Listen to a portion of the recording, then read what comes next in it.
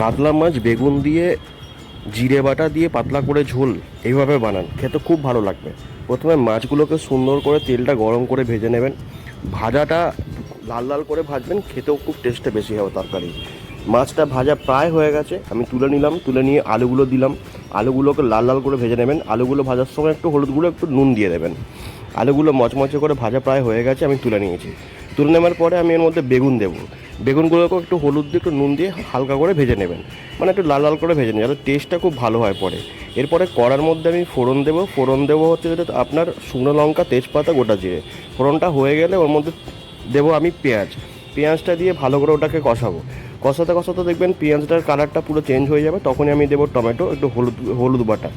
হলুদ বাটা দিলাম, তারপর একটু সামান্য পরিমাণে চিনি, নুন, হলুদ গুঁড়ো, লঙ্কা গুঁড়ো এগুলোও দিয়ে দিলাম। দিয়ে ভালো করে কষাবো, দেখবেন কালারটা পুরো লাল হয়ে যাবে। তারপরে আমি এই ভেজে রাখা আলু, মাছ, বেগুন দিয়ে দেবো।